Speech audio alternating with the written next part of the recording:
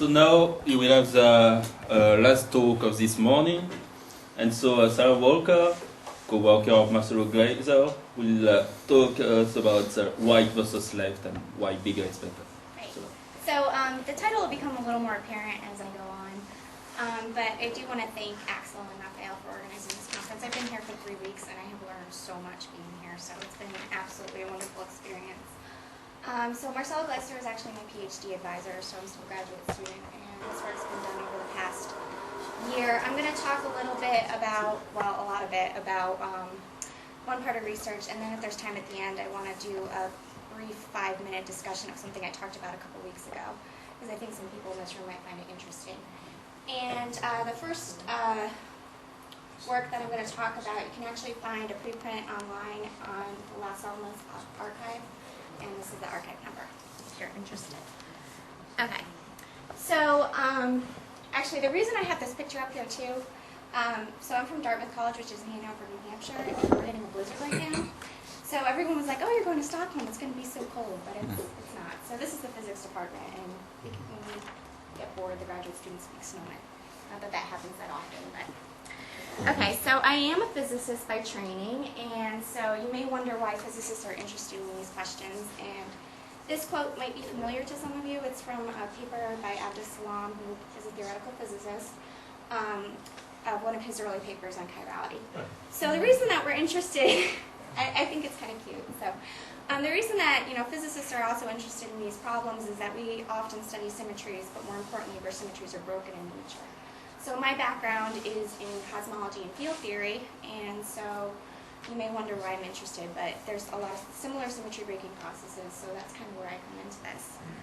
So I study more along the lines of what Professor Saito or Axel studies, the actual, or Jonathan actually too, the mathematical models. So that's kind of what I'm going to be talking about today. So the basis of this work is a toy polymerization model that was introduced by Sanders a number of years ago. And so when I'm writing these reactions down, just keep in mind that there's complementary reactions for the right-handed monomers. So the first process that we have is spontaneous creation of monomers from substrate. So this wasn't actually included in Sanders' original model, but it's been added by subsequent work. So Jonathan had this kind of term in one of his papers, and I think Axel's also talked about this. So I'm going to keep this term, I'm not going to do an approximation where I set it to 0, because this reaction rate's much slower than the other ones. I'm going to keep it the entire time. And there's some interesting dynamics that arise from having that present in the model, which are similar to what Professor Saito was talking about the other day, actually. So there's some interesting analogies. And then we have an autocatalytic monomer production. So basically, these longer chains can react back with the substrate to make monomers of the same chirality. And that happens at a reaction rate Kc. So I'm assuming that dimers and higher order polymers can do this catalytic process. And the actual functional form of this term is different for different models. So like Sanders only had the highest order polymer in the term, or in the system reacting back with the substrate. And I think other times there's like an N in front of here. So Axel and Jonathan have actually done that in some other models. The actual form of it doesn't matter for the symmetry breaking. It just changes some of the parameters in the model. And then we also have the polymerization. And so the important feature that actually breaks the symmetry in the system is a cross inhibition. So that's when you'll have an opposite monomer attached to a chain of the opposite chirality. And so this chain will no longer grow on this end of the chain. So you'll notice I have bidirectional polymerization so that these polymers can grow on either end. And that's not necessarily realistic for biopolymers we observe today, but I kept it in the model because we're not really sure about prebiotic chemistry. But in either case, you'll still see the same kind of patterns emerging, so it'll just depend on the parameter values. So like this reaction won't take place at all if you have unidirectional polymerization, and these reaction coefficients will change slightly. I don't understand this point. You're saying that you have two different so I'm just saying, side? Yeah, it can polymerize on either end, is what I'm saying in this model. So I'm sure there's people in this room that would disagree with that, right? Yeah. So, but it doesn't necessarily affect the dynamics of the model. It just some of the reactions happen twice as fast. But then it limits to a very small number of monomers which are doing this in two different directions. Right? Because if you want to be linked to the realistic system, in other words, if you have polymerization on both sides, you have to take a kind of a molecule which has two different active sites. right. And then you go to one and to another, like taking diamine Yes. or dicarboxylic acid. Maybe the formation of nylon may be very good. Yeah. But- So to tell you the honest truth, when I was first looking at this model, this is as it was laid out by Sanders. And so I had just started looking at these models and I was not aware of these kind of chemical processes. So I can tell you all, after I leave here, I will be much more aware of the chemistry that's actually involved. But just the way this model is, I run it both with unidirectional and bidirectional polymerization. And that you see similar phenomenon happening. So I think that you're right that that's not necessarily physically what's happening, but the same kind of, you'll see the same kind of symmetry breaking in this model, regardless of whether you have it. I can make a comment on this. I mean, when I worked on this, I encountered the same remark by somebody in the audience, of course. And so then we did the calculation with unidirectional polymerization and found very similar results and tried to publish this. And then the referee said, but if it's the same, you don't need to publish this anymore. Right. But So, you can't publish anyway because you needed to say that it's the same, of course. so, and Axel pointed this out to me last time I presented too, that would be the case. And so that was why I said here that the two models are essentially equivalent. Mathematically. I know physically they're not. So. It's much simpler with unidirectional, of course. Right. So I actually had I added an extra degree of complexity that's not necessarily relevant, but we'll find the results right. Okay, so the first model we study is actually a reduced model. So we truncate the system so that dimers are the highest polymers formed. Later in the talk I'll get to systems with longer polymerization. But this is just to get a feel for what's actually happening in the model. And so when we do this, as a first approximation, we do something called adiabatic approximation. And so we assume that the dimers and the substrate are rapidly adjusting. And so effectively that takes their dynamics out of the system. And we end up just having two couple ODEs, which is nice because that's pretty easy. So what do you mean rapidly adjusting? So it just means that their rate of change is effective. So mathematically we just set like the rate of change of the dimers and substrate to 0, so they're fixed points in the model. But effectively it's saying that their dynamics is a lot slower, or faster, sorry, than faster than the monomer. So it's not really, it's kind of almost like they're in equilibrium while the monomers are really the essential dynamics in the model. Okay. And so, as a physicist, I always like to make my things dimensionless. And so this actually was first introduced as a model by Axel, and you define a symmetric variable, which is the total concentration of monomers, and an asymmetric variable, which becomes your order parameter for the model, which is the degree of asymmetry in monomer concentrations. And if you do that with the the ordinary differential equations that you get for L1 and R1, with the adiabatic approximations, you actually get this really pretty model here. And so, in models studied before by my advisor and also by Axel, these gamma L and gamma R terms weren't present because epsilon, I'll show you what that actually is. So this is what becomes my adjustable parameter in the model. So it's a dimensionless parameter and it's dependent on the rate coefficients in the model. So you can see if epsilon is 0, you don't have spontaneous rate of production from the substrate, then this term is 0. And so this is really the important parameter. And here I've assumed that Ks and Ki are equivalent. So that's just basically the rate of attachment of the monomer to the same chirality is the same as the opposite chirality. So I'm going to assume a lot of also that Kc and Ks are equivalent. So that I'm just going to set them all to 1 in my simulations. You can argue about the validity of that, but really, as this is kind of a ratio of all these terms, and this is my variable parameter, you can actually input anything you want into these terms in this model, and then see where the symmetry breaking would occur. Okay, so this model is actually quite lovely because if you set s equals 1, which is the fixed point on the previous page, you can actually define a potential for the model, and it has symmetry breaking, which is governed by this parameter gamma. And so if the two rates of production are equivalent, you don't get this arctangent term over here, so you have a symmetric double well potential. Notice that if gamma is very large, you get only a single state that's stable, and that's the racemic state. If gamma is 0, which is the models that have been studied before, you get complete bifurcation, where you have a completely homochiral stable states, and the racemic state is unstable. And in this case, if you do have an asymmetry in these two terms, this asymmetry is much larger than you would probably actually expect to observe, but it's just for illustrative purposes. You get this asymmetric double well potential. So one of the chiralities would be favored. Okay. So this kind of gives us an idea of how this parameter gamma can affect the dynamics of the model and what kind of stable states we would expect to observe. And so we'll see how this becomes important.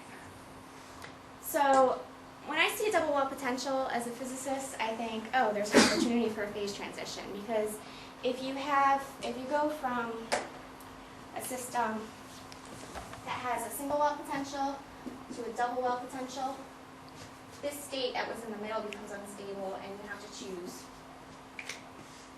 one of the two minimum. And so in physics, we usually think of that as a temperature, but here that would be governed by the parameter gamma, which is this relative reaction rates. So you can imagine that the reactions rates could possibly change with temperature, pressure, or change in concentration. And of course, when we talk about phase transition, we have to talk about spatial dependence, but I'll get to that shortly. So for the rest of this work, I'm really only going to consider the symmetric case where these two rates are equal, because I expect that if they're not equal, it's going to be very minute. And if you're actually interested in the case of spatial diffusion, like if you actually talk about a spatially extended system with an asymmetry, my advisor actually did a paper on that, and the domain dynamics is very similar, but it's not enough to force it in one direction or the other. So studying the symmetric case is basically sufficient for what we want to talk about today. So this is basically the new definition.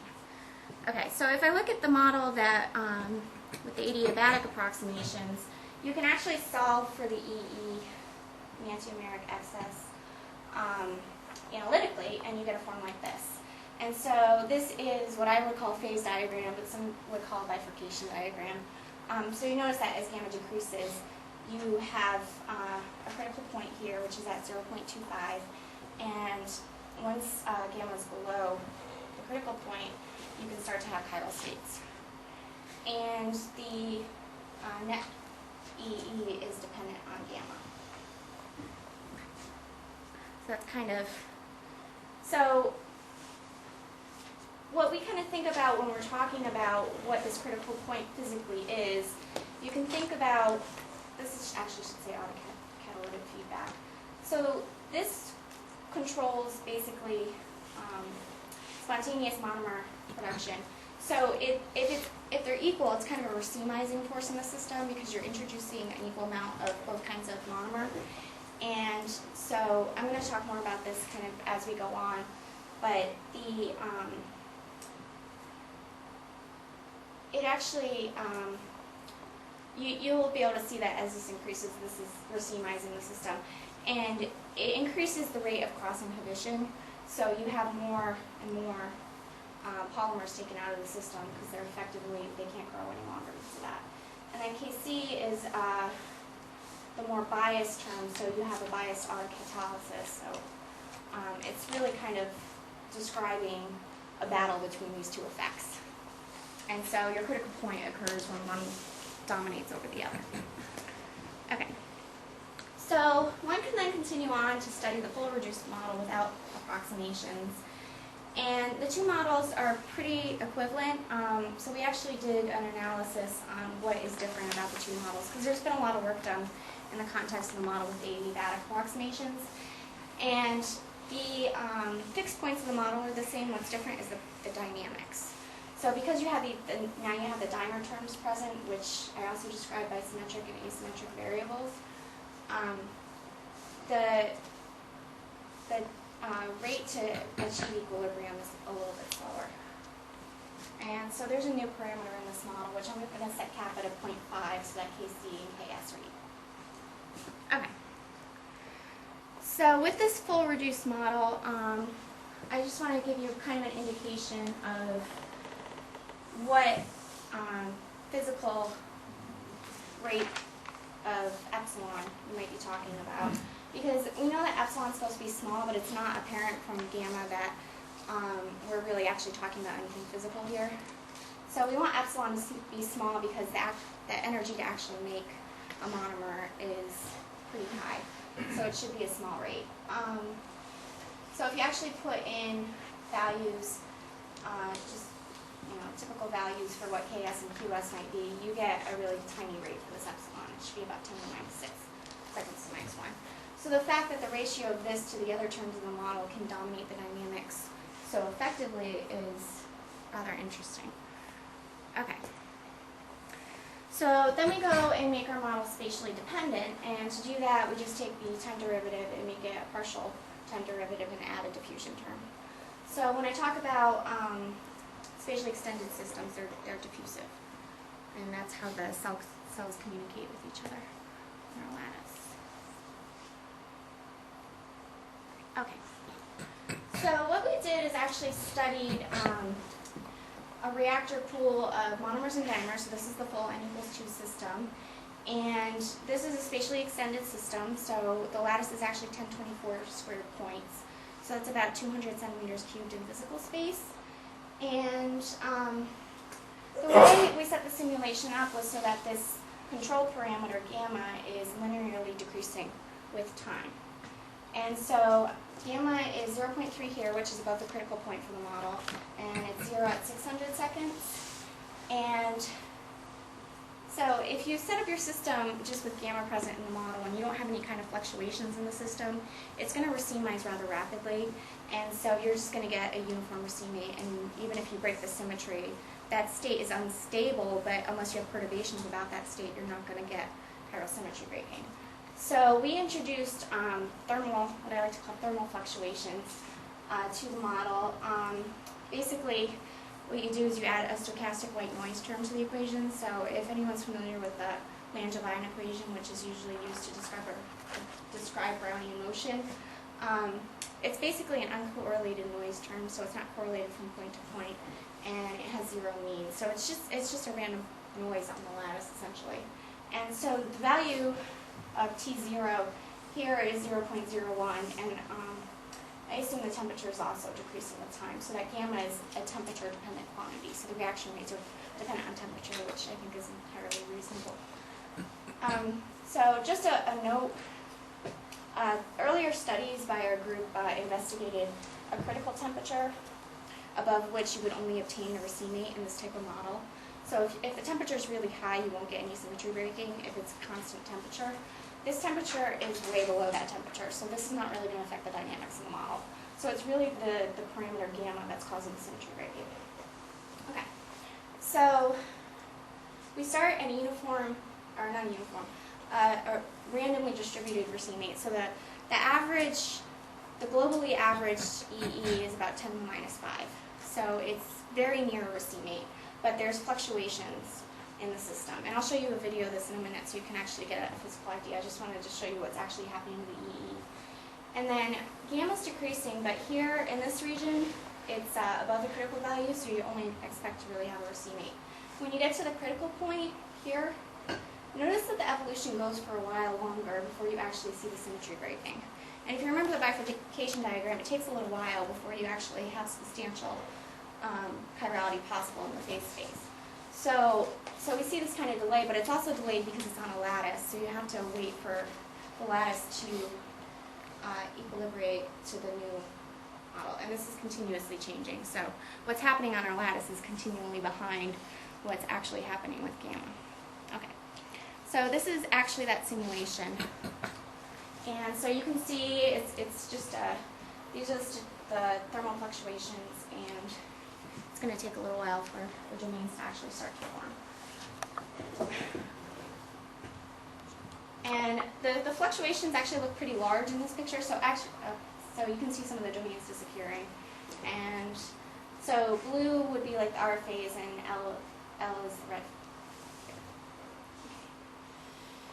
And then, all right, so we have this, I don't know if I can go back to that for a second, sorry. The domains that form in the end there, if you saw, it didn't actually cross the lattice entirely. So that domain, if you actually watch the simulation to entirety, it will shrink away. So the only way you'll have a stable domain in a system like this is if it crosses the lattice. So that system actually represents complete chiral symmetry breaking. So we can take actually a closer look on the next slide. Right. So t equals 0, we have racemate, and then t equals 100 is where the phase transition occurs with our parameter, but you don't actually start to see these domains forming until later on. So this is actually what the magnitude of the E is doing versus what gamma is doing. So you can kind of see. And then here you can see that if this touched here, we'd have a problem because this wouldn't go away, and there's other mechanisms like turbulence or stirring that could get rid of those domains. Okay. So that's kind of interesting dynamics. So the next thing we did was we wanted to study the model for higher N. So what happens when we start building longer polymers? And so this model was inspired by actually some work that Jonathan and Peter Coveney did, where they took the polymer length to infinite length polymers. And what's nice about that model is it actually truncates to 7 equations that are necessary for this model, but there's actually 9 for these here. So I'll kind of talk to you about that. But so we basically put all of the polymers of R into one term. I mean, the mathematics is really beautiful, so you get this really nice reduced system, which is much easier to study. And so these are just what the equations look like. The EE is related to, this is the asymmetry in monomers, this is the asymmetry in higher length polymers, and this is the total polymer, total amount of polymers, and this is the total amount of monomers. Okay. So if you actually study this system, you also get a phase diagram. So this was the phase diagram for n equals 2 that we saw before, and now this is the phase diagram for n goes to infinity. And the interesting feature about this is that gamma, you have a much larger region of gamma where you can actually have chiral solutions. So effectively, having longer polymers has pushed the region that we had available for chiral solutions out to larger gamma. And so this fit here is this equation here. I think it's kind of interesting that the EE for the n equals 2 case had no 3 here, so it was just gamma over gamma c to the 1/2. And then we have this cube here. I'm not really sure why that occurs, but the case without the 3 here is common in physics. We'll usually have a 1 minus parameter over its critical value to the 1/2, but I've never seen a cube there before. So, but the fit is pretty good, so that's kind of interesting. So we've got this interesting dynamic where with increasing n, we have this increased parameter space for our reactions. Okay. So the other thing we did with the infinite model was look at what happens to the average polymer length. So if you study the model without that epsilon term present, without the spontaneous creation, in the infinite model you get an average polymer length that's infinite. So that's not necessarily surprising, but you might like something that gives you something a little more realistic, because you would expect higher order polymers not to necessarily be dominant in the system. So the average polymer length, if you actually have this term present, decreases logarithmically with gamma. And so 0.07 or square root of 2 over 2 was the critical value for gamma. And here you can see that just below the critical value, the average polymer length is a trimer. And for all the racemic solutions, the average polymer length is a trimer. So with increasing gamma, the average polymer length is decreasing, and it approaches the racemic average polymer length. So that's really when the enantiomeric cross inhibition becomes too strong, and you have too many monomers in your system, so polymers of neither length can grow.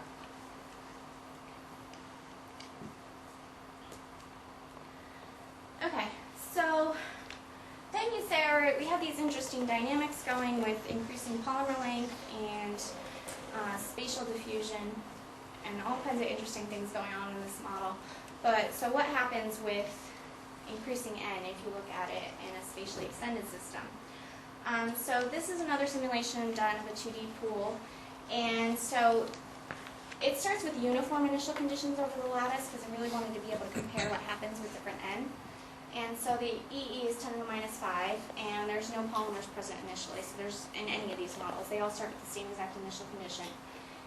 And you can see that you've got this induction period, and then eventually each of these systems achieves a steady state. And the steady state for adiabatic n equals 2 and n equals 2 appear different here, but this is actually only the asymmetry in the monomer concentrations, because in adiabatic that was all that we had defined in that first model I showed you. For n equals 2 here, this is the full model, so this is the EE counting dimers and monomers. So eventually, if this approximation, if you only looked at the monomers for the n equals 2 model, it would have this same asymptotic value. So that's just the fixed points are equivalent. And then you can see that you have, for increasing n equals 5, your steady state value is larger than for n equals 2, and then for n equals infinity, it's even larger, so it's almost completely racemic. And so this actually I didn't write this on the slide, but gamma equals 0.1 for the simulation. So it's kind of a small value, it's not 0, and it's not large enough so that n equals 2 is a racemic, which would be greater than 0.25. Okay, so this suggests that we should maybe study how the EE increases with n for a given gamma, because that's pretty much what that indicated. So we actually did this, and so you can actually observe that the EE is increasing with increasing n for a fixed gamma. And so this gamma is greater than 0.25, so this solution is a racemic, and I should actually probably tell you guys the initial conditions for this simulation. So this is another spatially extended system, 2D, and this time the lattice was set up with homochiral initial conditions. So here everything started at +1, and then we started the dynamics. So and this is the steady state value after that had been evolving for a long time. So this n equals 2 solution started with a homochiral initial condition, but the gamma was so strong that it drove it to a racemic. And then for n equals infinity, we see that we have almost complete homochirality. But even for polymer lengths as long as 8 and 10, you still have significant homochirality. These are both above 90% for gamma as large as 0.3. So that's interesting. And then this trend is actually true for any gamma, so we've kind of verified this. This is the critical point for n equals 2, or n equals infinity, sorry. And so if you increase gamma from 0.3 to 0.5, you get a similar curve. And we did a fit for this curve. All right, here we go. And so this here is a hyperbolic tangent fit to this. Now the coefficient here is actually what we expect the asymptotic value at n equals infinity to be, because if you remember from the previous phase diagram I showed you, we had this fit for that curve. So that's just an approximation of what we want this curve to reach asymptotically. And then you can see that the EE is dependent on both n and gamma, and we have these coefficients for these two fits here, a equals 1/2 and b equals 3.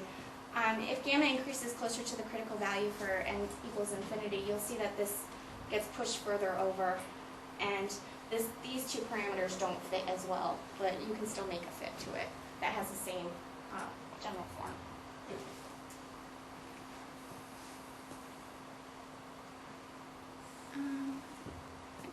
Okay, so in looking at that, it's obvious that there's some more interesting dynamics that are happening with higher n systems, that they're achieving higher EE. So we wanted to see if this was actually, what kind of mechanism was causing this, and probably this has been discussed a lot, but you can actually look at, this is the EE for each individual polymer length. and this is an n=5 system. So if gamma 0, each polymer length, monomers, polymers, and the total EE have a stable state of 0. Complete homochirality. But as the this parameter increases, you can see that each higher length polymer has a higher EE in the concentration. And so again, that goes back to maybe to having more monomers in the system. So each higher length polymer has more chances to be inhibited by attachment of a monomer of the opposite chirality.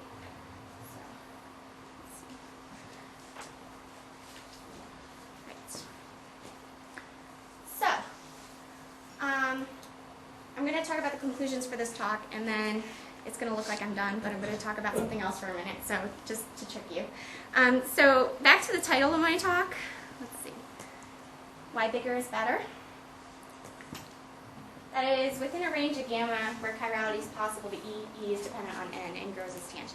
So that's our first conclusion. Bigger is better if you want chiral systems. You get a higher EE. And then, but not always enough.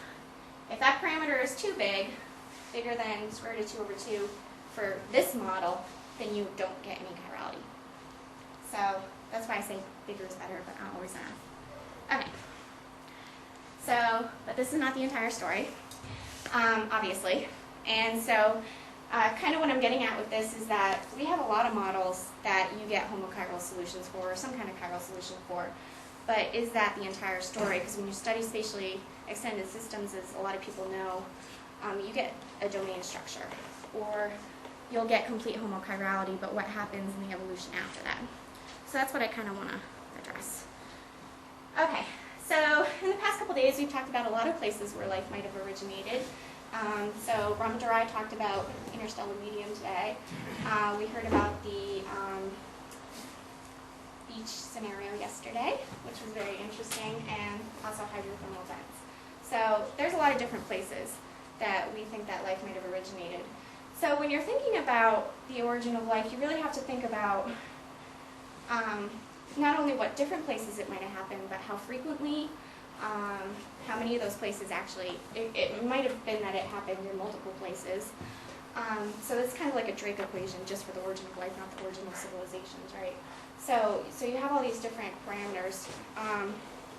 So you can imagine having life originate in different places on Earth, either subsequent at the same time or at different times. And Axel has a very nice paper about how long, different life forms could coexist on Earth. So what we want to kind of talk about is, if you have a spatially extended system and you have the possibility of life evolving to one chirality, is that the end of the story? Does life evolve quickly after that, or does that system exist for a while and have the possibility to racemize or change chirality? Or if you have two chiralities in separate domains, how does one take over the other? All right, so we've kind of come up with this idea called punctuated chirality. And this system is actually the n=2 system discussed earlier. So these are simulations of, this is the EE on this axis, sorry, I didn't label it. And this is time, in case you're wondering. So you can see, like, this kind of system is stuck in a kind of a semi-racemic state or a partially chiral state. And in our simulations, what this actually looks like would be like you have a domain. So this is one chirality, and this is another chirality. And this is not going to move anywhere because there's no curvature on the walls. That's just a factor of the mathematical model that you can imagine having physical systems where you might have domains of separate chirality. So that's kind of what this is. And then this is what the actual magnitude of the disturbance is. So we're saying here that environmental events can possibly influence the direction of chirality after you have either a coexistent domain or one chirality or the other. So maybe wondering what this AC is. That's the critical value for the environmental disturbance. So these are again stochastic Langevin equations. So you can actually find this numerically, and it was found by our group earlier. So this value, the AC, if you have a environmental disturbance with a magnitude greater than this value, your system's going to be driven to a racemate. Okay? So what's interesting here is that if you have some environmental disturbances on these semi-chiral systems, you can have your EE redirected so that you start moving toward a homochiral state or a more chiral state. But what's also interesting is that if you have another disturbance, you can possibly redirect the direction of chirality. So like this case, you have it going down toward the R phase, and then here it's moving up toward the L phase. And then you have another environmental disturbance and it gets stuck again. So I don't know how many people in here are familiar with the theory of punctuated equilibrium in evolutionary biology. It was proposed by Eldridge and Gould. And basically they said that when you have a biological evolution, it's not gradualistic like Darwin said, but the actual evolution occurs in small spurts on geological timescales. So you have rapid evolution and then like this period of stasis where there's not so much interaction with the environment. So that's kind of where the idea came from. And so we're saying that you could have multiple chiralities basically on early Earth, and that it would change with interaction environment. So you can imagine it being stirring or turbulence or any kind of effect redirecting the chirality multiple times. And so essentially that would indicate that there was a random final output for the chirality. So what this actually shows is the statistical analysis of 100 initial systems prepared such that they all started with these coexistent domains. Because obviously we don't observe a system in nature where we have coexistent domains of different chirality because we only have one observed chirality in biology. So we started with those systems because they were the most interesting, and we subjected it to this environmental disturbance of different varying intensity. And so putting it back in physical time, we have events of duration 1.5 months to 15 months. And this here is a ratio to the critical value. So if AC is 1 indefinitely, you'll only end up with racemic solutions. But you see, if you only have it for a small period of time, you actually get this situation where these fractional chiral systems can be redirected toward homochirality. So the bar graph actually shows how many of those systems initially ended up in a homochiral final state after being subjected to this kind of environmental disturbance effect. So you can see here, bigger is also better because more violent events, this area, redirect more systems toward homochirality.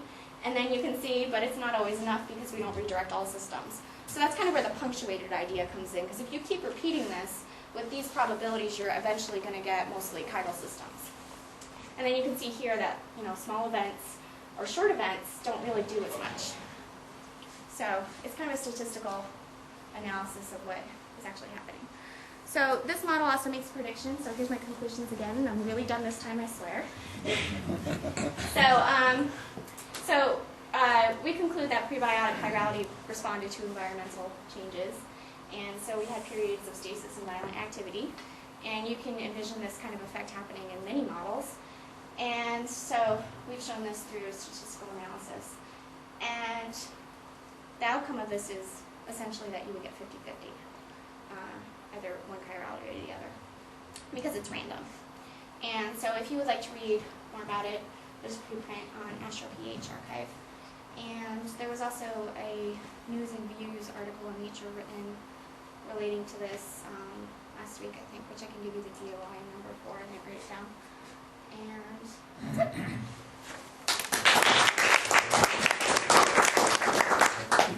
Okay, so questions?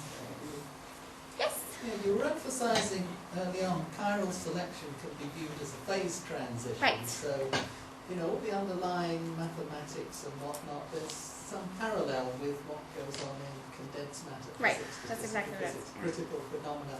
And I just briefly alluded to it at the end of my talk, just in the context of a disorder to order transition, going from achiral to chiral in a helical polymer. But presumably the underlying sort of mathematics is rather similar. And I wonder, do you develop critical exponents here.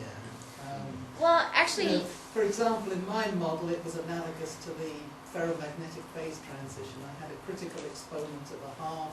right. In the absence of any chiral influence, but Up here.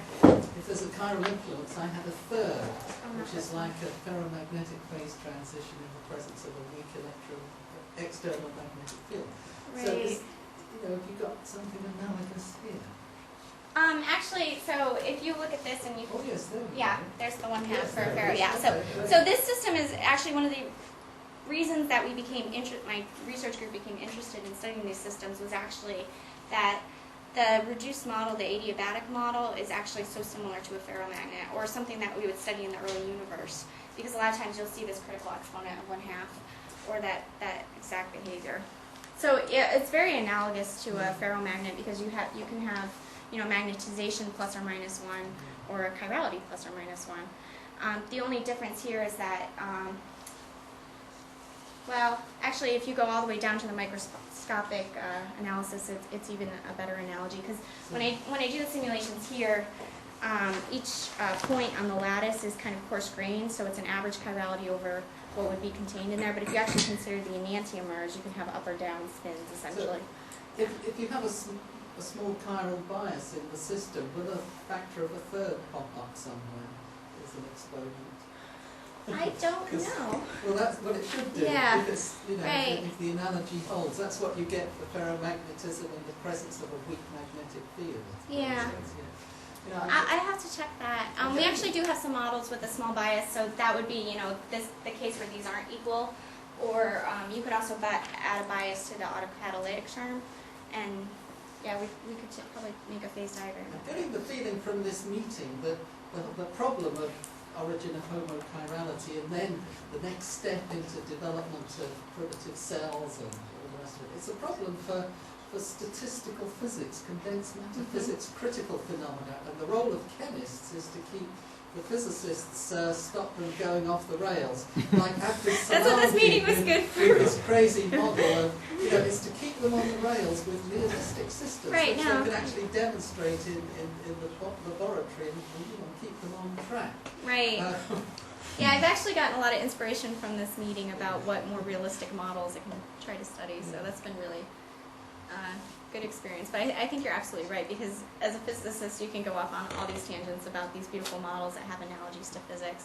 I mean, even with the crystallization and the nucleation of clusters, we have similar theories in condensed matter or the early universe. So. I think it was Manfred Eigen said that when it comes to mathematical models, in addition to the possibility of it being right or wrong, there's the additional possibility it's right but irrelevant. It can be a beautiful model and you can really get infatuated with it and spend your whole life tweaking it up, but it has no relevance to reality. But I do get the feeling we have been seeing some very relevant models at this point. Actually, a follow-up on this question, Lawrence asked earlier whether if you do have phase transitions of second order and those critical phenomena, you may have long-range interactions. Yes. Right, I was actually thinking about that this Do you morning. do you have that here or actually not? Because normally, if one looks at that type of picture, of course, the range is very, very short. So is there Right. anything like this if you have, if you are with your gamma at the critical value, that the interaction becomes actually? I was actually trying to think about that this Global? morning, and if, physics would tell you there is, but I'm not sure if that's necessarily the case. And I'm wondering, actually looking at the simulation, because I don't know if that maybe is why this effect is so delayed, is that there's still this kind of long-range order at the critical point, and you don't start to see domains until later on. Because you can see here, this is really where you start to get the domain structure. But even in this region, you have a pretty large phase space available for chiral solutions. So I'm not really sure if there is long-range ordering or not. I think that in the other phase transition that we study, which is with the temperature dependence, that would be more with the A. Uh-huh. I think that might, and that's why you end up with the racemic, because there is this long range. Is it not correct to think of gamma being like temperature anyway? Right, no, it is. It is Yeah. correct. So I think so. I mean, I would say yes, but I don't have any definitive evidence. But every physical theory I've ever studied tells me that there should be long range. But it's order. very hard to see, of course, because then Right. you're very much stuck in overall noise. So you see Right, right. almost so, nothing, and if you see something, it may be a long range, of course, but Right, maybe hard and- to see. So the hard thing, I'm actually thinking about rerunning this simulation, but stopping the noise, say Mhm. here, instead of letting it go all the way to see Mhm. what happens. But you have to have the Mhm. noise in this Alright. area, otherwise you won't have a symmetry breaking. Mhm. So